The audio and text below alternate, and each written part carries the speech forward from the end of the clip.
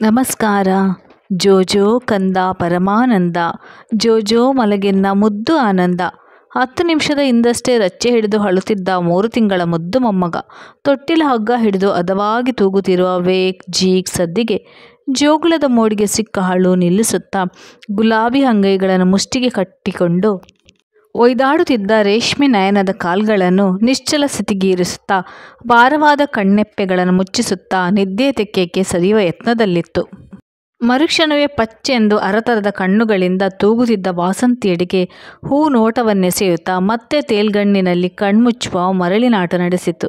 ಈ ಮೋಹಕ ಭಂಗಿಗಳನ್ನು ನೋಡುತ್ತಾ ವಾಸಂತಿ ಮೈಮರೆತು ಹೋದಳು.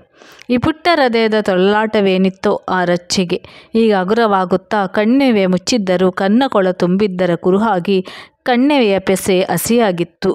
ಕೊನೆಯದಾಗಿ ಇಳಿಯ ಹೊರಟಿದ್ದ ಕಣ್ಣೀರ ಹನಿಯೊಂದು ಕಣ್ಣಂಚ ಕೊನೆಗೆ ತುಸುವೆ ಇಳಿದದ್ದು ಈ ಅಸುಲಿಯ ಸೌಂದರ್ಯಕ್ಕೆ ಮರುಳಾಗಿ ಇಳಿಯಲಿಚ್ಛಿಸದೆ ಅಲ್ಲೇ ನಿಂತಂತೆ ಭಾಸವಾದ ವಾಸಂತಿ ಮುದ್ದಕ್ಕಿ ನಸುನಕ್ಕಳು. ನಿದ್ದೆಗೆ ಜಾರಿದ ಮಗುವಿಗೆ ಚೂರು ಭಂಗವಾಗದಂತೆ ಹಕ್ಕಿಯ ತುಪ್ಪಳದಂಥ ಹೊದಿಕೆಯನ್ನು ಹೊದಿಸಿದಾಗ ಅವಳ ಲೋಕವು ಬೇರೆಯಾಗಿತ್ತು. ಒಳಗೆ ಬಂಡಿ ಕೆಲಸ ಕಾದಿತ್ತು.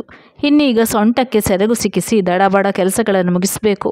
ಮಗು ಮತ್ತೆ ಏಳುವುದರಲ್ಲಿ ಎಂದುಕೊಂಡೇ ಹಗ್ಗದಿಂದ ಕೈಬೆರಳುಗಳನ್ನು ಹಿಂತೆಗೆಯಲು ಮೆತ್ತಗೆ ಹಗ್ಗ ಹಿಡಿದು ನಿಲ್ಲಿಸಿ ಮೇಲಿನ ಹಿಡಿಕೆಯಲ್ಲೂ ಹಗ್ಗದ ತೂಗಾಟ ನಿಂತಿದೆಯೇ ಎಂದು ಕತ್ತೆತ್ತಿದವಳ ನೋಟವನ್ನು ಅಲ್ಲಿಯೇ ಕ್ಷಣಕಾಲ ಹಿಡಿದು ನಿಲ್ಲಿಸಿ ಬಿಟ್ಟಿತು ಆ ಬಳೆ.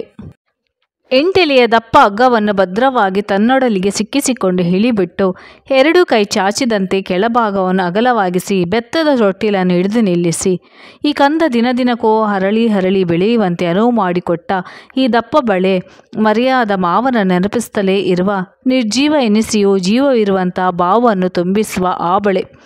ಕಣ್ಣಂಚಿನಲ್ಲಿ ತೇವವು ನೆನಪು ನುಗ್ಗಿತ್ತು. ಅಣ್ಣ ಲೇಟಾಯಿತು ಬಂದೆ ಕಣೋ. ಶುಭ್ರ ಬಿಳಿಯ ಪಂಚೆಯ ನೆರಿಗೆಯನ್ನು ಹಿಂಬದಿಗೆ ಸಿಗಿಸುತ್ತಾ ಮೂಲೆಯಲ್ಲಿದ್ದ ಕೊಡೆ ಕೈಗೆತ್ತುಕೊಂಡು ನೇತಾಡುವ ಚೀಲ ಹೆಗಲಿಗೇರಿಸಿಕೊಳ್ಳುವಾಗ ಮಾವ ಕ್ಯಾರಿಯರ್ ತಗೊಳ್ಳಿ ಎನ್ನುತ್ತಾ ಕೈಯಲ್ಲಿ ಡಬ್ಬಿ ಚಾಚಿದ ವಾಸಂತಿಗೆ ಮಾವನ ಮಾಮೂಲಿ ಪ್ರಶ್ನೆ ಎದುರಾಗಿತ್ತು. ಎಂಥ ಅಡುಗೆ ಮಾಡಿದೀವತ್ತು? ವಾಸಂತಿ ನಗುತ್ತಲೇ ಅವರೆಕಾಳು ಬದನೆಕಾಯಿ ಹುಳಿ ಮಾವ ಎನ್ನುತ್ತಿದ್ದಂತೆ ಶಂಕರಯ್ಯನ ಮುಖ ಅರಳಿತು. ಹೋ, ಮೇಲಷ್ಟು ಹಾಕಿದಿ ತಾನೆ? ಸೊಸೆ ವಾಸಂತಿ ತನ್ನ ಅದಕ್ಕೆ ಅಡುಗೆ ಬುತ್ತಿ ಕಟ್ಟುವುದು ಮಾಡ್ತಾಳೆ ಎಂದು ಗೊತ್ತಿದ್ರೂ ಮಾತಿಗೆಂಬಂತೆ ನಗುತ್ತಲೇ ಕೇಳಿದ ಮಾವನ ಮಾತಿಗೆ ನಗುತ್ತಲೇ ಉತ್ತರಿಸಿದಳು ಸೊಸೆ. ನಿಮ್ಮ ರುಚಿ ಗೊತ್ತಿದೆಯಲ್ಲ ಮಾವ, ನನಗೆ ಹಾಕಿದ್ದೀನಿ ಎಂದಾಗ ಹೋ ಮಾತಿಗಂದೆ. ನೀನು ಭಾಳ ಹದವಾಗಿ ಬುತ್ತಿ ಕಟ್ತೀಯ. ಸರಿ ಬರ್ತೀನಮ್ಮ. ಆವಾಗಲೇ ಸ್ಕೂಟು 2 ಸಲ ವಾರ್ನ್ ಮಾಡ್ದ ಎನ್ನುತ್ತಲೇ ಚಪ್ಪಲಿ ಮೆಟ್ಟಿಲಿಳಿದು ಗೇಡಿನ ಆಚೆ ನಡೆದವರ ಹಿಂದೆ ನಡೆದಳು ವಾಸಂತಿ. ಅಜ್ಜಬಾಯ್ ಎಂದವು ಮಕ್ಕಳು ರಮ್ಯಾ, ರಾಣಿ. ರವಿ ಆಗಲೇ ಹೆಲ್ಮೆಟ್ ಹಾಕಿ ಸ್ಕೂಟರ್ ಸ್ಟಾರ್ಟ್ ಮಾಡಿ ಅಪ್ಪನಿಗಾಗಿ ಕಾಯುತ್ತಿದ್ದ.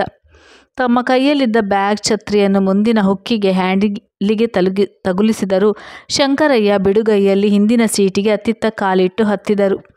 ಹೆಚ್ಚಿನ ಅಭ್ಯಾಸವಿಲ್ಲದೆ ಹೊರಟಾಗಿ ಕೂತ ಅವರ ದಪ್ಪ ಶರೀರದ ಭಾರಕ್ಕೆ ಸ್ಕೂಟರ್ ಹಿಂಭಾಗ ಹೆಚ್ಚಾಗಿ ಹಿಂದಿನ ಚಕ್ರ ಒಂದು ಸಲ ಕೆಲ ಪೂರ್ತಿ ಕುಸಿದು ಮತ್ತೆ ಮೇಲೆ ಬಂದಾಗ ಸರಿಯಾಗಿ ಕೂತಿದ್ದೀರಾ ಜೋಪಾನ ಎನ್ನುತ್ತಾ ಗೇಟಿನ ಬಳಿ ನಿಂತ ವಾಸಂತಿಗೊಮ್ಮೆ ಕಣ್ಣಿನ ಸನ್ನೆಯಲ್ಲಿ ಬರ್ತೀನಿ ಎನ್ನುತ್ತಾ ಹೊರಟಾಗ ಕೈ ಆಡಿಸಿ ಒಳ ಬಂದಳು ವಾಸಂತಿ. ಕೆಲಸದ ಭೇಟಿಯಲ್ಲಿರುವ ಮೈದುನನಿಗೆ ಇವತ್ತು ಇಂಟರ್ವ್ಯೂ ಇದೆ. ಅವನಿಗೆ ಮಕ್ಕಳಿಗೆ ತಿಂಡಿ ಆಗಬೇಕು. ಮಕ್ಕಳನ್ನು ಶಾಲೆಗೆ ಕಳಿಸಲು ಮಾಡುವ ಸಿದ್ಧತೆ ಬೇಕಾದಷ್ಟಿದೆ. 4ನೇ ತರಗತಿಯ ರಮ್ಯಾ ತನ್ನ ಪಾಡಿಗೆ ತಾನು ಶಾಲೆಗೆ ನಡೆದೇ ಹೋಗುತ್ತಾಳೆ. ಆದರೆ 1ನೇ ತರಗತಿಯ ರಾಣಿಯನ್ನು ಹಾಗೆ ಕಳಿಸುವ ಧೈರ್ಯವಿಲ್ಲದೆ ವಾಸಂತಿಗೆ. ಇನ್ನೂ ಚಿಕ್ಕದು, ಮುಖ್ಯ ರಸ್ತೆ ಬೇರೆ ದಾಟಬೇಕು, ಹೆಣ್ಣು ಮಗು, ಹೀಗೆ ಹೆತ್ತ ತಾಯಿಯ ಕಕ್ಕುಲತೆಗಳು ಕಮ್ಮಿಯ. ತಿಂಡಿ ಮಕ್ಕಳ ಬ್ಯಾಗು ಕ್ಯಾರಿಯರ್ ಸಿದ್ಧ ಮಾಡಿ ಬಾಗಿಲು ಜಡಿದು ಮಕ್ಕಳೊಡನೆ ರಸ್ತೆಗಿಳಿದಾಗ 9 ಗಂಟೆಗೆ 10 ನಿಮಿಷವಿತ್ತು. ಶಾಲೆಯಲ್ಲಾಗಲಿ ಮಕ್ಕಳು ಎತ್ತವರ ಗುಂಪಿನ ಗದ್ದಲವಿತ್ತು. ಗೇಟಿನ ಬಳಿ ರಾಣಿಯ ಕೈಬಿಟ್ಟು ಶಾರುಖಂದ ಎನ್ನುತ್ತಾ ಜಿಂಕೆಯಂತೆ ಓಡಿದವಳನ್ನು ನೋಡುತ್ತಾ ತಿರುಗಿದಾಗ ಮಾಲಿನಿ ಕಂಡಿದ್ರು. ಗೆಳತಿಯೊಡನೆ ಕಷ್ಟ ಸುಖಗಳ ಮಾತನಾಡುತ್ತಾ ಹೆಜ್ಜೆ ಸರಿಸುವಾಗ ಹಾದಿ ಸವಿದದ್ದೇ ತಿಳಿಯಲಿಲ್ಲ. ಮನೆಯ ಗೇಟ್ ತೆರೆದು ಹೊಕ್ಕವಳು ಉಸ್ ಎಂದು ಕುರ್ಚಿಯ ಮೇಲೆ ಕೂರಲು ಹೊರಟವಳಿಗೆ ಬೆಳಿಗ್ಗೆ 5 ಗಂಟೆಗೆ ಕಾಲಿಗೆ ಚಕ್ರ ಕಟ್ಟಿದ್ದು ಈಗ 9:15. ಮೊದಲು ಕಾಫಿ ಕುಡಿದು ಸುಸ್ತು ಕಡಿಮೆ ಮಾಡಿಕೊಂಡು ಆಮೇಲೆ ನಿಧಾನಕ್ಕೆ ತಿಂಡಿ ಅನಿಸಿದ್ದೇ ಅಡುಗೆ ಮನೆಗೆ ನುಗ್ಗಿದಳು. ಬಿಸಿ ಬಿಸಿಯಾಗಿ ಕಾಫಿ ಬೆರೆಸಿ ಲೋಟ ಹಿಡಿದು ಕುರ್ಚಿಯಲ್ಲಿ ಕೂತು 1-2 ಗುಟುಕು ಕುಡಿದಾಗ ಆಯಾಸ ಚೂರು ಹಗುರವಾದಂತಾಯಿತು. ತನ್ನದೊಂದು ರೀತಿ ಆಯಾಸವಾದರೆ ರವಿಗೆ ಇನ್ನೊಂದು ರೀತಿ. ಪಾಪ ಹೈರಾಣಾಗಿದ್ದಾರೆ. ಕೇವಲ ಕಂಪನಿಯ ಸಂಬಳದಲ್ಲಿ ಮಧ್ಯಮ ವರ್ಗದವರು ಬ್ಯಾಂಗ್ಳೂರಿನಲ್ಲೊಂದು ಮನೆ ಮಾಡುತ್ತಾ ಕಡು ಕಷ್ಟ ಅನುಭವಿಸಿದವರಿಗಷ್ಟೇ ತಿಳಿಯೋದು. ತಮ್ಮ ತಂಗಿಯರ ಓದು, ಮದುವೆ ಎಂದು ಎಲ್ಲರ ಹೊಣೆಯನ್ನು ಇಷ್ಟಿಷ್ಟು ಹೊತ್ತು ತನ್ನ ಸಂಸಾರವನ್ನು ತೂಗಿಸಿ ಮನೆ ಕಟ್ಟಿಸುವ ಪಾಡು. ಎಲ್ಲವನ್ನು ಕಾಂಟ್ರಾಕ್ಟ್ ಕೊಡಬಹುದು, ಆದರೆ ಸೋರುವ ಹಣ ತುಂಬಿಸಲು ಮೂಲವೆಲ್ಲಿದೆ? ಹಾಗಾಗಿ ಅಲ್ಲವೇ ತಾನೇ ನಿಂತು ಮನೆಗೆ ಬೇಕಾದ ಪ್ರತಿ ಸಾಮಾನನ್ನು ಹಳೆದಳೆದು ಕೂಡಿಸಿ ಅವುಗಳ ರೇಖಾರೇಖಿ ಮಾಡುತ್ತಾ ಕಂಪನಿ ಕೆಲಸದಲ್ಲೂ ಕುಂತಾಗದಂತೆ 10 ದಿಕ್ಕಿನ ಕೆಲಸ ಹೊತ್ತ ರವಿ ಪಾಪ ತಲೆಬಿಸಿಯಲ್ಲಿ ನಗುವುದೇ ಕಮ್ಮಿಯಾಗಿದೆ. ಹೊಟ್ಟೆ ಚುರುಗಟ್ಟಿತ್ತು. ರಾಗಿ ರೊಟ್ಟಿ ಮಾಡಿ ತಟ್ಟೆಯಲ್ಲಿಟ್ಟು ಅದರ ಜೊತೆಗೆ ರುಚಿ ನೋಡಲು ಅವರೆಕಾಳಿನ ಹುಳಿ ಹಾಕಿ ಮುರಿದ ತುಂಡನ್ನು ಹುಳಿ ಇಲ್ಲದ ಬಾಯಿಯಲ್ಲಿಟ್ಟಳು. ಕಟ್ಟಗಿನ ಖಾರಕ್ಕೆ ನಾಲಿಗೆಗೆ ಚುರುಚುರು ಎಂದಿತು. ಮಾವನಿಗೆ ಹೀಗೆ ಇರಬೇಕಲ್ಲ, ಆಹಾ ಎಂದು ಲೊಟ್ಟೆ ಹೊಡೆದು ತಿನ್ನುವಂತೆ. ಮಾವನಿಗೆ ಊಟದ ಮೇಲೆ ಎಷ್ಟು ಪ್ರೀತಿ! ದಿನನಿತ್ಯದ ಪದಾರ್ಥಗಳೇ ಖಾರ ಮುಂದಾಗಿ ರುಚಿಯಾದ ಮಸಾಲೆ ಎದ್ದರಾಯಿತು. ಅಡುಗೆ ಹೇಗೆ ಇದ್ದರೂ ಒಂದು ದಿನಕ್ಕೂ ಚೆನ್ನಾಗಿಲ್ಲ ಎನ್ನದೆ ಪ್ರಸನ್ನತೆಯಿಂದ ಹೊಗಳುತ್ತಾ ಉಣ್ಣುವುದನ್ನು ಶಿವಾರಾಧನೆ ಎನ್ನುವಂತೆ ಪರಿಗಣಿಸುವ ಮಾವನದು ಸರಳ ನಡವಳಿಕೆ, ಕಪಟವರಿಯದ ಸ್ವಭಾವ. ಬದುಕಿನ ಪ್ರತಿ ಆಯಾಮವನ್ನು ಶಂಕರಯ್ಯ ಪ್ರೀತಿಸ್ತಾರೆ. ಚಂದದ ರೂಪ, ಎತ್ತರ, ತಲೆ ತುಂಬ ಕೂದಲು, ಬಿಳುಪಾದ ಹಲ್ಲಿನ ಸಾಲು. ನಕ್ಕರಂತೂ ಸುತ್ತು ಒಂದು ಪ್ರತಿಭೆ ಹರಡಿದಂತಿರುತ್ತಿತ್ತು. ವಾಸಂತಿಯ ಮದುವೆಯಾದಾಗ ಇವರ ವಯಸ್ಸು 60. ಹಾಗೊಮ್ಮೆ ರವಿಯ ಕಿರು ಮೀಸೆಯನ್ನೆಳೆದ ವಾಸಂತಿ, ರೀ ನಿಮ್ಮ ಅಪ್ಪಂಗೆ ಈಗ ಮದುವೆ ಮಾಡ್ಬೋದು, ಹಾಗಿದ್ದಾರೆ. ಆದರೂ ನಿಮ್ಮ ಅಪ್ಪ ಜಿಪ್ಪುನಪ್ಪ, ನಿಮಗೆ ಸ್ವಲ್ಪ ಆದರೂ ರೂಪ ಧಾರೆ ಎರೆದು ಕೊಡ್ಬೋದಿತ್ತು ಎಂದು ಕಿಲಕಿಲ ನಕ್ಕಿದ್ದಳು. ಮಾಧ್ಯಮಿಕ ಶಾಲೆಯ ಮಾಸ್ತರಾಗಿದ್ದ ಶಂಕರಯ್ಯಗೆ ಆರ್ಥಿಕ ಭವನೆ ಇದ್ದಿದ್ದೆ. ಹಳ್ಳಿ ಮನೆ ದೊಡ್ಡದಾದರೂ ಹಳೆ ಮನೆ ರಿಪೇರಿ ಬಾಬುಗಳಿಗೆ ಹರಶಿವ ಎನ್ನುವಂತೆ ಆದದ್ದೇ. ಇದ್ದ ಜಮೀನು ಉಳುವವನೇ ಒಡೆಯ ಕಾನೂನಿನ ಪಾಲಾಗಿತ್ತು. ಪುಟ್ಟ ಸಂಬಳದಲ್ಲಿ ಊಟ, ತಿಂಡಿ, ಬಟ್ಟೆ, ಬರೆ ಹೇಗೋ ನಡೆದರೂ ಕಷ್ಟದಲ್ಲಿಯೇ 2ನೇ ಮಗ ಅಲ್ಲಲ್ಲಿ ಇದ್ದು ಓದಿ ಇಂಜಿನಿಯರ್ ಆಗಿ ಕೆಲಸಕ್ಕೆ ಸೇರಿದ ಮೇಲೆ ಒಂದಷ್ಟು ದುಡ್ಡು ಕಂಡಿದ್ದು. ಓದು ತಲೆಗೆ ಹತ್ತದ ಹಿರಿಮಗ ಅದೇನಾಯಿತೋ ಹೇಳದೆ ಕೇಳದೆ ಪರಾರಿಯಾಗಿ ವರ್ಷಗಳೇ ಕಳೆದಿವೆ. ವಾಸಂತಿ ರವಿಯ ಕೈ ಹಿಡಿದ ಅನಂತರ ನೋಡುತ್ತಲೇ ಬಂದಿದ್ದಾಳೆ. ರವಿ ಮನೆಯ ಎಲ್ಲ ಹೊಣೆಗಳಿಗೂ ಹೆಗಲಾಗಿರುವುದನ್ನು ತಮ್ಮಂದಿರು ತಂಗಿಯರ ಓದಿಸುವ, ಅಕ್ಕಂದಿರ ಮದುವೆಗೂ ಖರ್ಚು ವೆಚ್ಚ ಹೊಂದಿಸುವ ಪಡಿಪಾಟಲನ್ನು ಕಂಡು ವಾಸಂತಿ ಎದುರಾಡಿಲ್ಲ. ಈ ಜವಾಬ್ದಾರಿಗಳಿಂದ ರವಿಗೂ ಹಣದ ತಾತ್ಸರವೇ. ಮಗನಿಗೆ ಜವಾಬ್ದಾರಿ ಹೆಚ್ಚು ಎನ್ನುವ ಬೇಸರ ಶಂಕರಯ್ಯನವರಿಗಿದೆ. ಕಳೆದ ದೀಪಾವಳಿಗೆ ಊರಿಗೆ ಹೋಗಿದ್ದ ರವಿ ಮರುದಿನವೇ ಹೊರಟು ನಿಂತಾಗ, ಏನೋ ರವಿ, ಈ ದಿನವೇ ಹೊರಡಬೇಕಾ? ಮಗ 2 ದಿನ ನಿಲ್ಲಲಿ ಎನ್ನುವ ಆಸೆಯಿಂದ ಶಂಕರಯ್ಯ ಕೇಳಿದ್ರು. ಹೌದಣ್ಣ, ಮನೆ ಕಟ್ಟೋಕ್ಕೆ ಕೈ ಹಾಕಿದ್ದೈತಲ್ಲ, ನಾನಲ್ಲಿ ಇಲ್ಲ ಅಂದರೆ ಬೇಕಾಬಿಟ್ಟು ಕೆಲಸ ಮಾಡ್ತಾರೆ. ಸಾಮಾನು ಇದ್ದಿದ್ದು ಇಲ್ಲ ಅನ್ನಿಸ್ತಾರೆ. ಕೆಲಸ ಮಾಡದೆ ಕಾಲ ಕಳೀತಾರೆ. ದಿನಗೂಲಿ ಕೊಡಬೇಕು. ಹಲವತ್ತುಗೊಂಡ ಮಗನ ಮುಖವನ್ನೇ ನೋಡಿದರು ಶಂಕರಯ್ಯ. ಮನಸ್ಸು ಮರಗಿತು. ಮನೆ ಕಟ್ಟಿ ನೋಡು, ಮದುವೆ ಮಾಡಿ ನೋಡು ಅಂತ ಗಾದೆನೇ ಇದೆಯಲ್ಲ. ಕಳೆದ ವರ್ಷ ತಂಗಿಯ ಮದುವೆಯ ಸಾಲ ಅವನ ಮೇಲಿದೆ. ದಿನದಿನಕ್ಕೆ ಏರುವ ಬೆಲೆಯಲ್ಲಿ ಮನೆ ಕಟ್ಟುವುದನ್ನು ಮುಂದೂಡಿದರೆ ನಾಳೆ ತನ್ನ ಶಿಕ್ಷಣ, ಮದುವೆ ಅಂತ ಆ ದಿನಗಳು ಬರುತ್ತವೆ. ಆಗ ಕಂಪನಿಯಿಂದ ಒಂದಷ್ಟು ಸಾಲ ಬಡ್ಡಿ ರಹಿತವಾಗಿ ಸಿಗುತ್ತೆ ಅಂತ ಧೈರ್ಯ ಮಾಡಿ ಹೊರಟಿರುವವರನ್ನು ಈ ಸಮಸ್ಯೆ ತಿಳಿದ ಮೇಲೆ ನಿಲ್ಲಲೆನ್ನುವುದು ಸರಿಯಲ್ಲ ಯೋಚಿಸಿದ ಶಂಕರಯ್ಯ. ಮಗನ ಇಳಿದು ಹೋದ ಮುಖವನ್ನೇ ನೋಡುತ್ತಾ ತಟ್ಟನೆ, ರವಿ, ರಿಟೈರ್ಡ್ ಆದಮೇಲೆ ಸುಮ್ಮನೆ ಕಾಲ ಕಳೀತಾ ಇದ್ದೀನಿ. ಒಂದು 4 ತಿಂಗಳು ಅಲ್ಲಿ ಬಂದಿದ್ದರೆ ನಿನ್ನ ಉಸ್ತುವಾರಿ ನೋಡೋಕ್ಕೆ ನಿಂಗೆ ಸಹಾಯ ಆಗುವುದಿಲ್ವಾ? ಕೇಳಿಬಿಟ್ಟರು. ಅಣ್ಣ, ಈ ವಯಸ್ಸಲ್ಲಿ ಮನೆ ಕಟ್ಟುವ ಸೈಟಲ್ಲಿ ಬೆಳಿಗ್ಗೆಯಿಂದ ಸಾಯಂಕಾಲ ತನ್ನ ನಿವಿರುಗಾಗುತ್ತಾ ನಿಮಗೆ ಬಸ್ನಲ್ಲಿ ಹೋಗೋಕ್ಕೂ ಗೊತ್ತಾಗೋಲ್ಲ. ನಾ ಬಿಟ್ಟು ಹೋದರೆ ದಿನವಿಡೀ ಏನು ಮಾಡ್ತೀರಾ? ಆಗೋಲ್ಲ. ಬ್ಯಾಂಗ್ಳೂರಿನ ಭವನೆ ಅರಿತ ರವಿ ತಲೆಯಲ್ಲಾಡಿಸಿಬಿಟ್ಟ. ಶಂಕರಯ್ಯ ಬಿಡಲಿಲ್ಲ.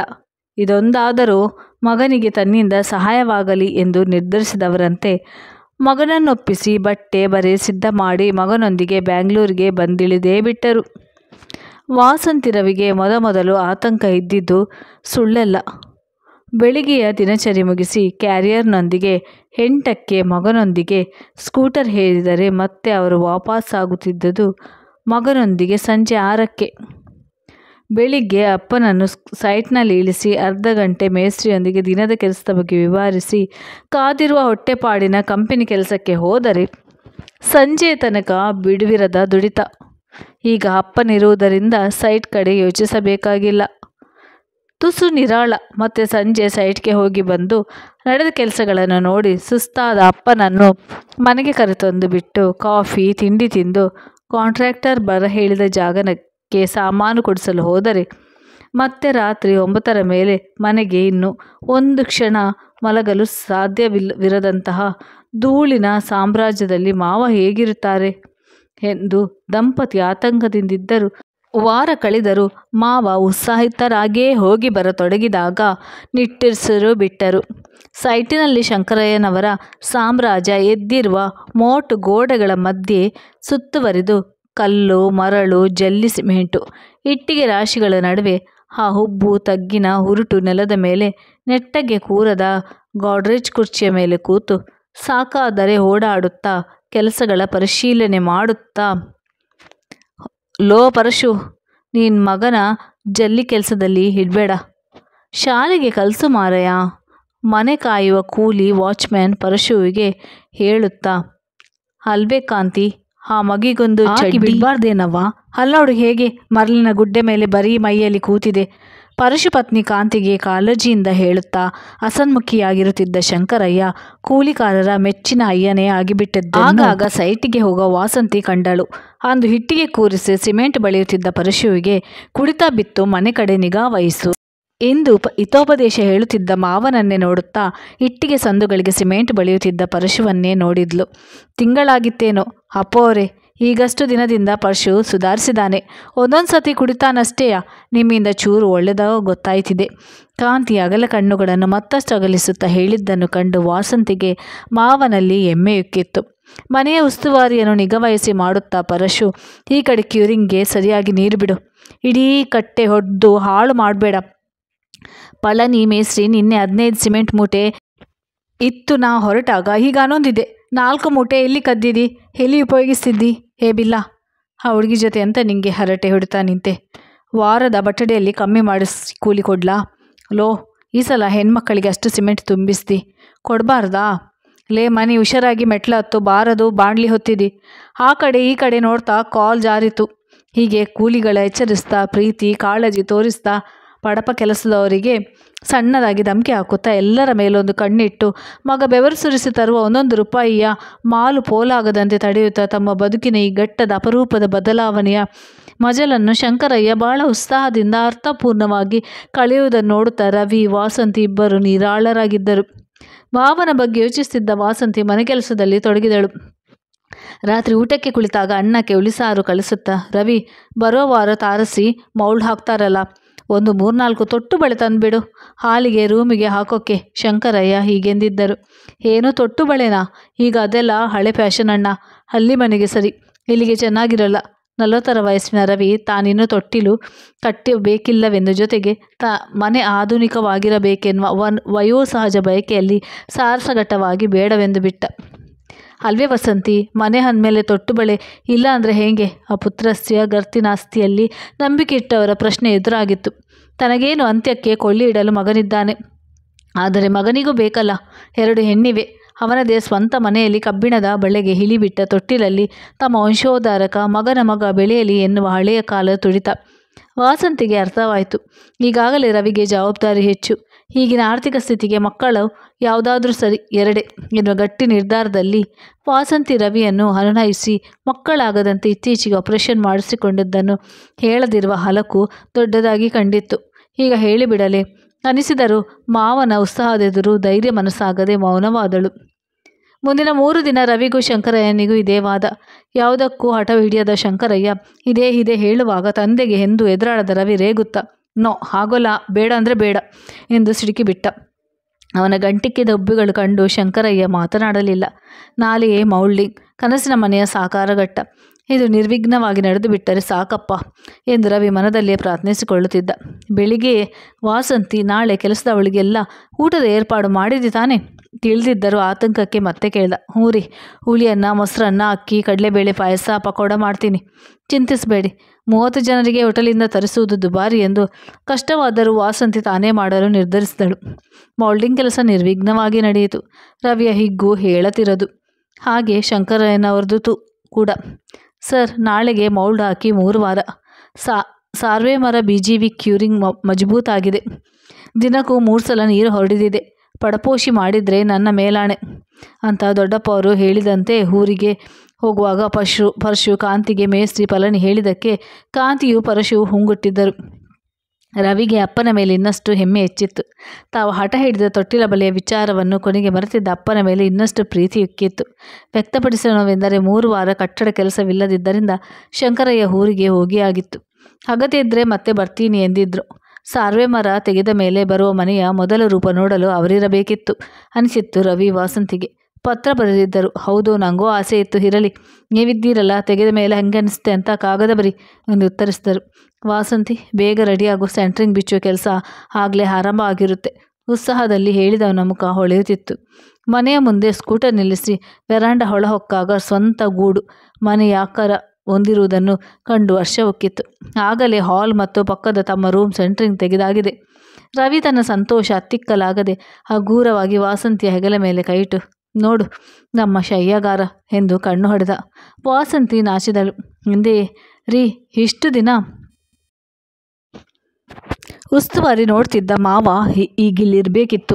ಮಗನ ದುಡಿಮೆಯೇ ಸ್ವಂತ ಸೂರಿನ ಈ ಆಕಾರ ಕಂಡು ಎಷ್ಟು ಸಂಭ್ರಮಿಸ್ತಿದ್ರೋ. ಮನತುಂಬಿ ಹೇಳಿದ್ಲು, ಹ್ಞೂ ಕಣೆ, ನನಗೂ ಹೀಗನಿಸ್ತಿದೆ ಎನ್ನುತ್ತಾ ತಲೆ ಎತ್ತಿದ. ಅಷ್ಟೇ, ತಟ್ಟೆಂದು ಕೋಪ ನೆತ್ತಿಗೇರಿ ಬಿಟ್ಟಿತು.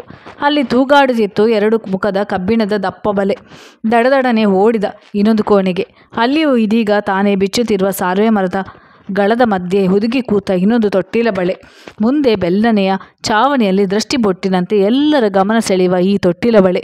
ನಗರದ ಆಧುನಿಕತೆಗೆ ಸೆಡ್ಡು ಹೊಡೆದ ಈ ಬಳೆ.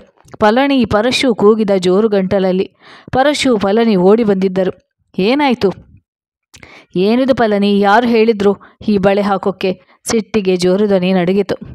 ಸರ್, ಅಪ್ಪ ಅವರು ಇದನ್ನು ಹಾಕಲೇಬೇಕು ಅಂತ ಒತ್ತಾಯ ಮಾಡಿ ನನ್ನಿಂದ ತರಿಸಿ ಮೌಲ್ಡಿಂಗ್ ದಿನ ಖುದ್ದಾಗಿ ನಿಂತು ಹಾಕ್ಸಿದ್ರು. ಎಷ್ಟಾಗಿ ಮನೆ ಹಿರಿಯರು ನಿಮ್ಮ ಜೊತೆ ಡಿಸ್ಕಸ್ ಮಾಡಿದ್ದಾರೆ ಅಂದ್ಕೊಂಡೆ ಸರ್. ಪೆಚ್ಚಾಗಿ ಇದರ ಹಿಂದಿನ ಓನರ್ ಸಿಟ್ಟಿಗೆ ಕಾರಣವರಿಯದೆ ತಡವರಿಸಿದ.